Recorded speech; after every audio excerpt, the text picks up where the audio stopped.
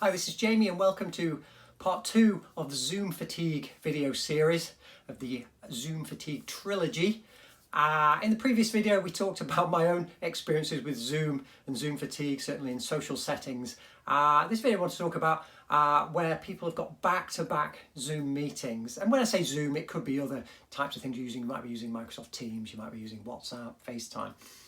And what we find generally with meetings, that we'll always plan them on the hour, and they usually last, the default is usually an hour, because that's kind of how our Outlook calendars work. And our brains can work easily in those 60-minute chunks.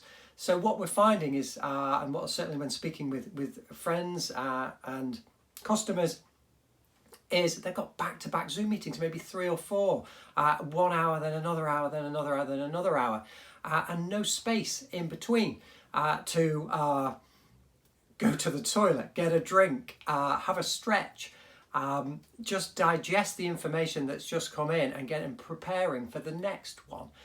There's absolutely no space for that you need to kind of think and design those meetings carefully. It's very difficult when other people are planning them because they'll default to that hour. So if they see space in your diary, if you've got a Zoom meeting 10 till 11 and then one from 12 till 1, they'll slot one in there, 11 till 12, and then boom, you've got 3 hours then suddenly back to back.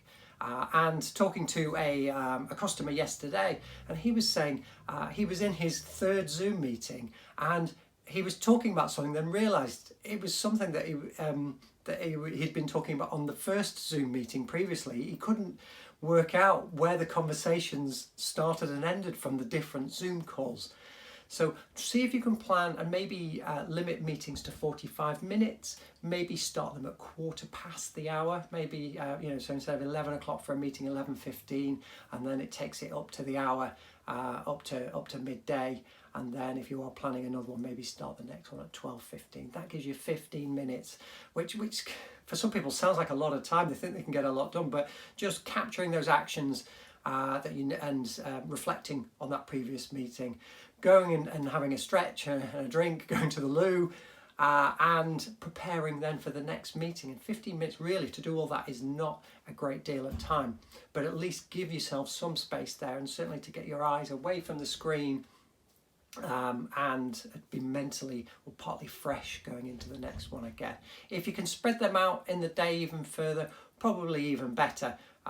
That then you've got time to sort of adjust and maybe get in the flow of following up from those meetings and preparing for the others, because for the next one, because it can take a large chunk of time. And it means then after these meetings, things are actually then there's some momentum, things are getting done, where a lot of the time we find with back-to-back meetings there's a lot of talk going on and then there's no time for the action and things are forgotten about and not even started.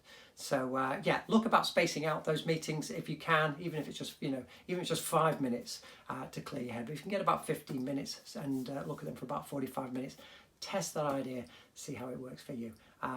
Thanks for watching part 2 of the Zoom fatigue series. I look forward to seeing you next time for part 3. See you then. Cheers.